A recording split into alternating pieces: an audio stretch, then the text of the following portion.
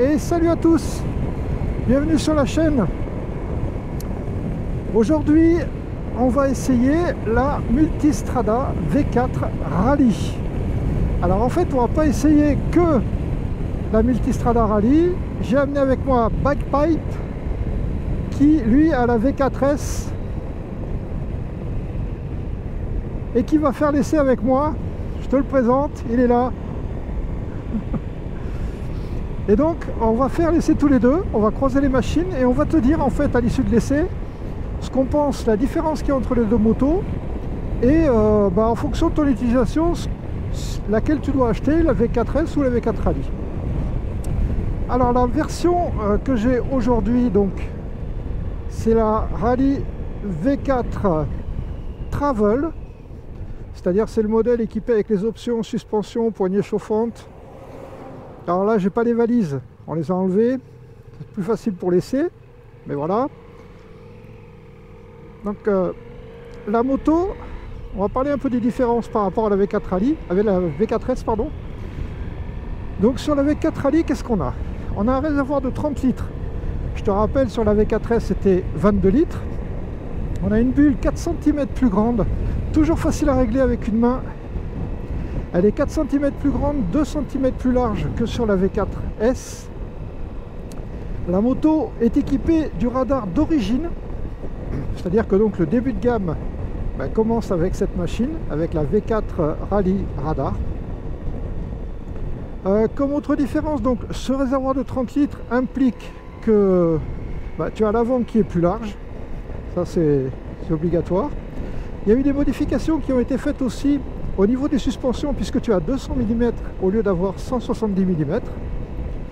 Tu as un capteur qui est mis au niveau de la fourche pour, vérifier un peu en tout terrain et mieux s'adapter plus finement à la suspension. En parlant de tout terrain, tu as un mode enduro qui est un peu différent de celui de la V4S, puisque ce mode enduro te réduit la puissance à 114 chevaux et te donne la poignée plus vive. Donc ça c'est pas mal.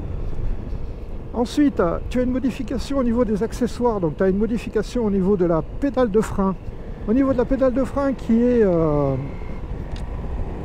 réglable, on a des cale-pieds qui sont un petit peu plus larges, avec des dents de dos quand on enlève les caoutchoucs.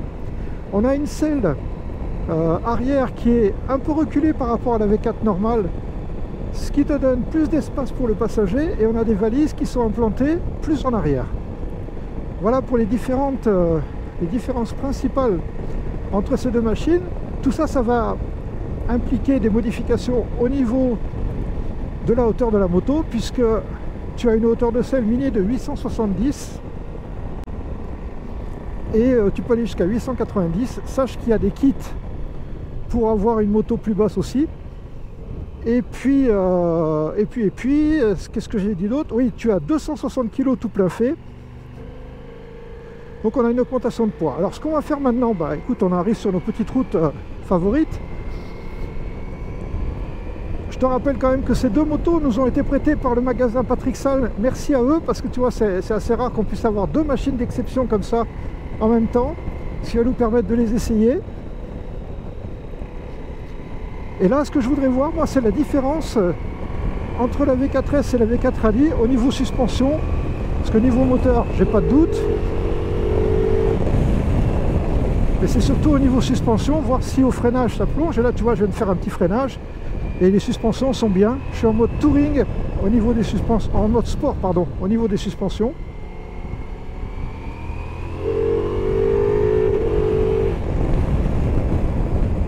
Et là, c'est très correct.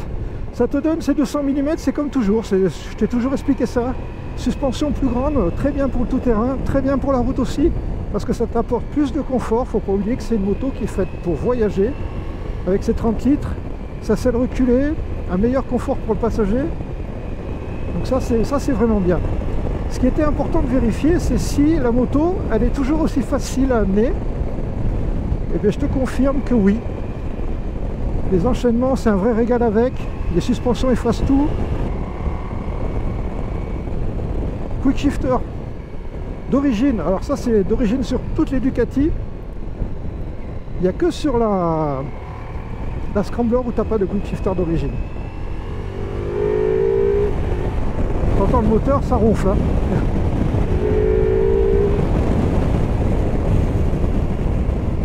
Le fait que tu aies le réservoir de 30 litres, bah, je suis surpris, ça t'écarte pas les jambes, il est bien fait. Je sais pas si tu vois ici là. On va se concentrer un peu sur la route, je vais te montrer après. Mais le réservoir n'écarte pas les jambes. Et ça c'est bien. Les jambes, la position, tu es déplié, j'aurai l'occasion de te montrer ça à l'arrêt. On verra un peu ce que ça donne. Mais tu es bien relâché, tu as le guidon qui tombe bien sous les mains. La position dessus est vraiment super agréable. Le frein arrière est efficace. Et la moto s'incline vraiment bien.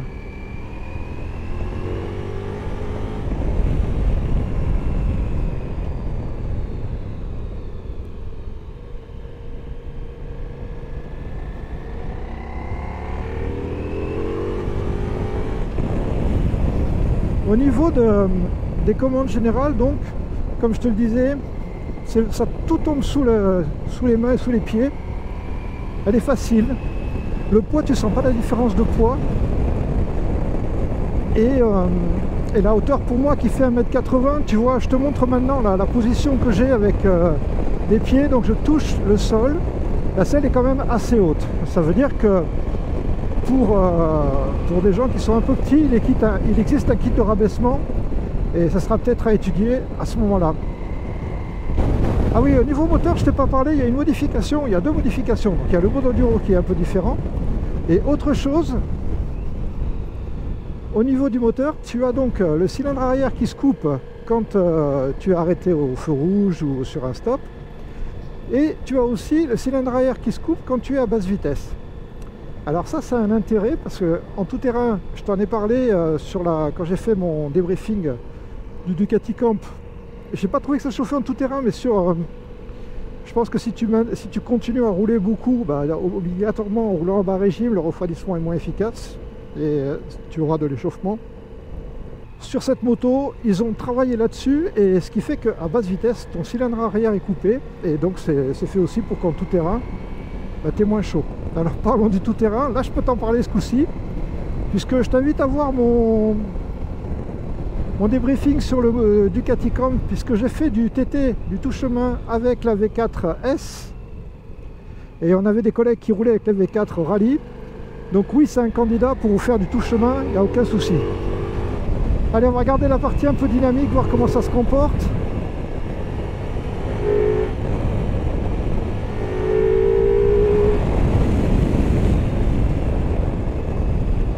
Donc là, c'est un régal, ça bouge pas.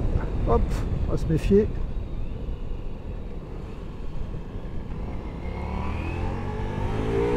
Je suis en mode sport, ça tracte vraiment bien. T'as pas l'impression d'avoir une moto de 260 kg, c'est toujours ça qui m'a étonné sur ces gros trails. Puis la position de conduite, t'es bien posé. Pour attaquer, je pense que dans l'école, ça doit être vraiment super sympa. Donc comparé à la V4S, tu verras pas beaucoup de changements au niveau du comportement de la moto. Le poids n'est pas sensible. Tout le reste c'est du bonus. Elle était déjà confortable la V4S, donc il n'y a rien à dire. Et là la V4 Rallye, avec ses 200 mm, elle est vraiment super confort aussi.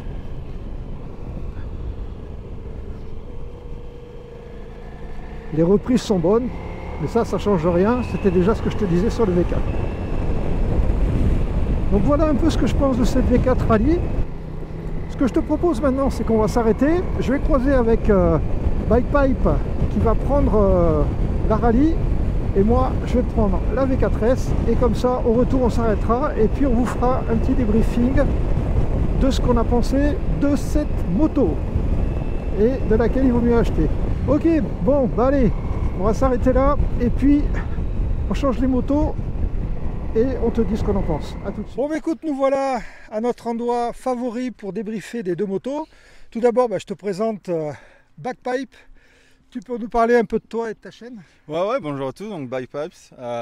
J'ai une chaîne YouTube petit calibre, pas à cette hauteur, mais je fais des vidéos moto un peu différentes. Je fais pas d'essai, je fais des vidéos sur le bruit de la moto. Donc j'ai un micro externe de bonne qualité, je mets une GoPro, je roule 5 minutes pour faire écouter le bruit de la moto, pas de bruit parasite autour, juste pour apprécier et puis pour ceux qui veulent voir comment les motos sonnent sans aucune voix ou aucune personne qui parle. À l'inverse de moi, quoi. Je voulais pas le tourner comme ça, mais je l'ai amené effectivement. Non, format court et très simple. Une seule prise et pas de montage, vraiment quelque chose de classique. Voilà. Mais de toute façon, tu auras le lien de sa chaîne qui sera en bas dans la description de la vidéo. Et je t'invite à aller voir parce que tu entendras aussi le son de la V4 d'une autre façon que moi je peux te le faire découvrir. Moi je te le fais découvrir à l'arrêt. Lui il a de quoi te montrer ce que ça donne un peu en dynamique. Donc je t'invite à aller voir sa chaîne, surtout qu'il y a pas mal d'essais que moi j'ai fait, que lui a fait aussi.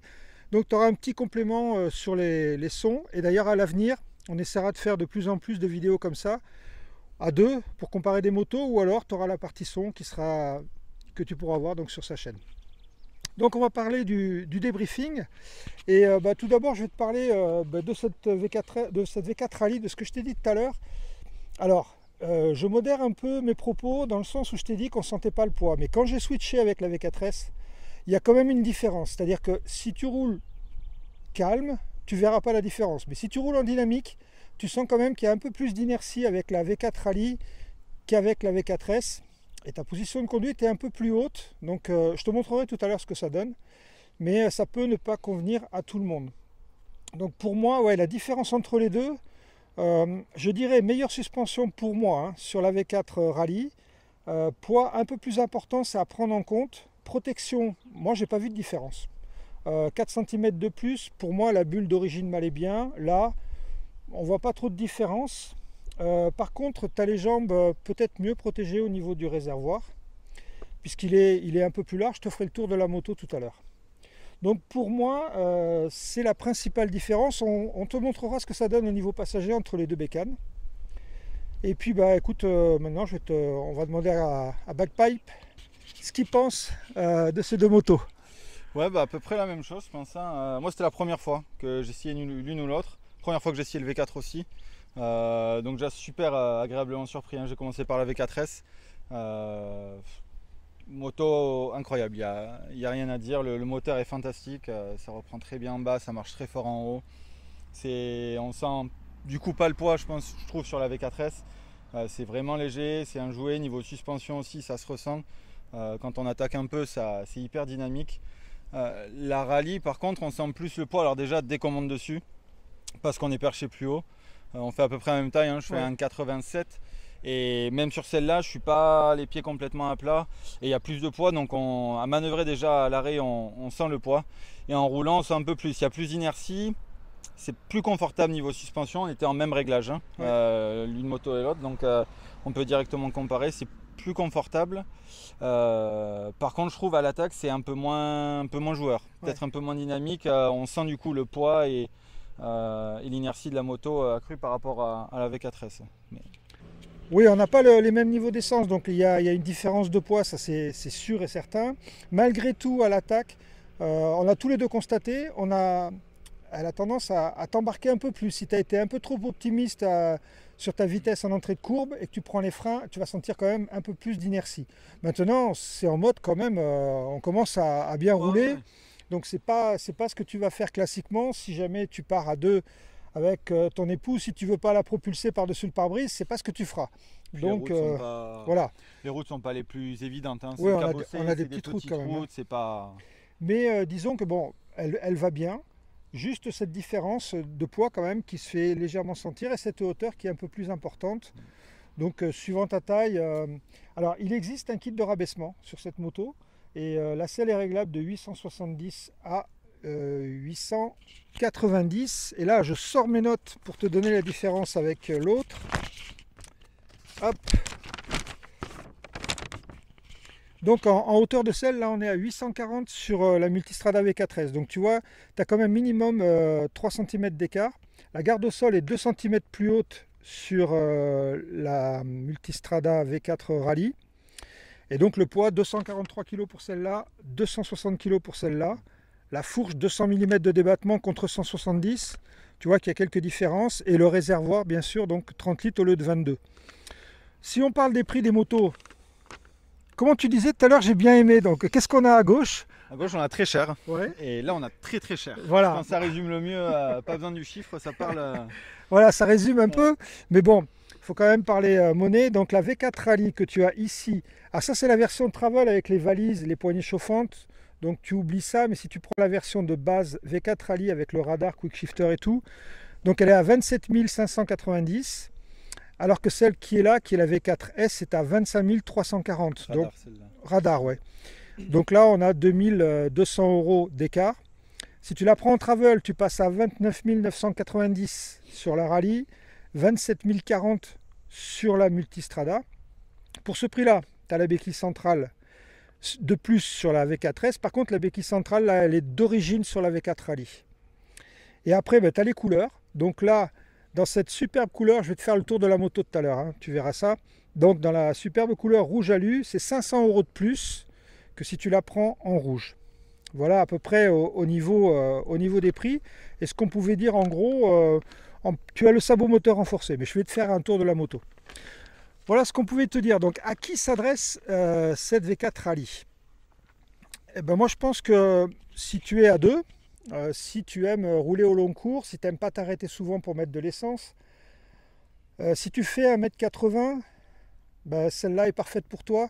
Pour le voyage à deux, parce qu'on a plus d'espace à l'arrière pour le passager. On va te faire une démo tout à l'heure de ce que ça donne à deux sur la moto pour comparer les deux. Donc plus d'espace sur celle-là. Donc si tu voyages à deux au long cours, prends la Rally. Si ce n'est pas le cas, la V4S te suffira largement, avec un peu plus de sportivité sur la V4S que sur la V4 Rally. Voilà en gros ce que moi je pouvais dire. Est-ce que toi tu vois quelque chose à rajouter? Non, je vois à peu près, j'ai la même conclusion. Ça s'adresse à honnêtement à peu près tout le monde, hein. C'est une moto, ça fait tout. Elle n'est pas très haute en plus, 840, non. Franchement c'est pas très haut. C'est vraiment pas impressionnant, ça fait quand même 240 kg et quand on monte dessus c'est vraiment pas impressionnant et dès qu'on roule, alors là c'est un vélo. Ouais. Donc ça s'adresse à tout le monde et ça, à tout le monde qui, voilà, comme tu dis, veut voyager un peu plus loin, veut voyager un peu plus de confort et veut voyager à deux aussi, je pense ça aide. Hein. Ouais, je pense que c'est vraiment pas mal. Ouais. Donc là maintenant on va passer à ce que ça donne à deux sur la moto et puis comment on est sur la V4 Rally par rapport à la hauteur de celle aussi. Et puis je te montrerai, j'ai eu des demandes, il y en a certains qui me disent qu'ils ont du mal à monter sur leur trail. Il y a une méthode pour monter sur un trail, je vais te montrer ça tout de suite. Alors, je vais te montrer comment on est déjà sur la Rally. Donc 1,86 m, tu vois. La selle est un peu plus étroite que sur la V4S. J'ai le pied droit complètement à plat, j'ai le pied gauche sur la pointe. Donc, tu vois, ça va faire un peu haut si jamais tu fais moins d'1,80 m. On va te montrer ce que ça donne à deux avec le passager. Allez, tu vas faire le sac de sable pour une fois. Vas-y. Voilà, donc tu vois, on n'est pas des petits gabarits. Moi, donc 1,86 m, je fais bien mes 95 kg. Toi, t'es pas loin. 1,87 m et ouais, 92 kg. Et tu vois, on a de la place. Ouais. Que je me laisse pas embarquer. On a de la place. Au niveau de la moto, je pense que toi, t'es pas collé à moi là. Non, je suis bien. Et tu vois, t'es bien. Ouais. On n'a pas les jambes, on a les pieds. Alors, moi, on fait tous les deux du 45. Tu vois, on a encore de l'espace. Moi, je suis sur la pointe et toi, tu as le pied à plat. À plat, et c'est bien parce que sur le cale-pied, on a le pied calé de telle manière qu'on ne peut pas toucher l'échappement. Ouais. Donc tu vois, c'est pas mal. Il faudrait tester avec les valises, mais la position est pas mal. On va faire la même chose avec la V4S. Donc bon, pour ceux qui ne connaissent pas ou qui ont des doutes, alors je te rassure tout de suite, la béquille soutient largement le poids. Tu peux le faire sur toutes les motos. Si tu as les valises, c'est pas évident à monter, les valises plus un sac. Tu verras que c'est pas facile à monter. La meilleure méthode à ce moment-là, tu mets ton pied gauche sur ton cale-pied, tu prends ton guidon, tu te mets en appui, tu passes ta jambe par-dessus. Et voilà. Et là, tu n'as pas galéré. Et ton passager, il va te montrer, il va faire pareil.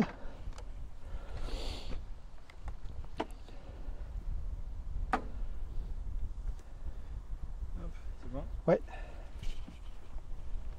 Voilà. Comme ça, tu vois, tu galères pas. Et pour le passager, c'est plus facile. Surtout quand il y a les valises, je peux comprendre que c'est pas évident. Là, notre position, déjà, moi je sens tes cuisses ici au niveau de moi. Donc on voit qu'on est plus près quand même. Donc je confirme ce que je t'ai dit. Au niveau des cale-pieds, toi c'est pareil. Je suis bien. Ouais. C'est à peu près pareil au niveau des cale-pieds. Par contre, le passager est contre moi au niveau des jambes, que là, c'est pas le cas sur celle-là. Donc je te confirme que si tu fais du duo, va sur la rallye, tu auras beaucoup plus d'espace. Et ce qu'a fait Ducati sur cet écartement de selle, c'est vraiment top. Et en plus, tu auras les valises qui seront reculées aussi, donc encore moins galère pour monter. Parce que j'ai les jambes plus écartées. Tu vois, quand je suis plus proche, je suis obligé d'avoir les jambes plus écartées que quand j'étais plus en arrière. Que là, tu étais plus en arrière, ouais. Ouais, non, c'est net, la différence, elle est... Les jambes, c'est pareil, très bien. Mais par contre, niveau écartement, je suis obligé de plus écarter comme je suis plus proche. Ouais, il y aura moins de confort, moins d'espace sur la V4S que sur la V4 Rally. Bah, au niveau, par contre, appui, tu vois, moi j'ai les 2 pieds au sol, jambes pliées.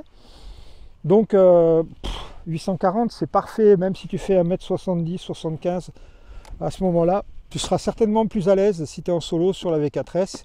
Et après, ça dépendra de la taille de ton passager. Si ta passagère n'est pas trop grande ou ton passager, essaye-le. Si tu veux plus d'espace, prends la Rally. Bon, mais voilà, cette vidéo est maintenant terminée. J'espère que ça t'a plu. Et puis surtout, n'hésite pas, si tu as des questions, tu peux les poser sur ma chaîne. Va aussi sur la chaîne de Bike Pipes. Et puis tu verras, il y aura pas mal de sons sur la moto. Et donc, tu auras un peu une vision différente de ce que le V4 peut donner. Je te laisse le dernier mot. Merci déjà d'être venu m'aider pour cet essai. Il n'y a pas de souci, merci à toi. C'était un plaisir. Un plaisir d'essayer, comme tu disais, 2 motos d'exception. C'est vraiment ce qui se fait de mieux, hein, je pense, en termes de trail. Et merci d'avoir regardé la vidéo. N'hésitez pas, comme Kamai disait, à venir voir ma chaîne pour voir le son de la V4S. Et si vous avez des questions sur l'une ou l'autre moto, n'hésitez pas à les poser directement sur la vidéo de Kamai. Et puis j'essaierai d'y répondre dans la mesure du possible. Merci à tous. Ok, allez, merci à tous. Prochaine vidéo, la 890 SMT. Et puis, on fera aussi les petites vidéos, je vous ai parlé sur le dynamomètre et sur le sac SW Motec. Pardon. À bientôt, salut à tous. Tchuss.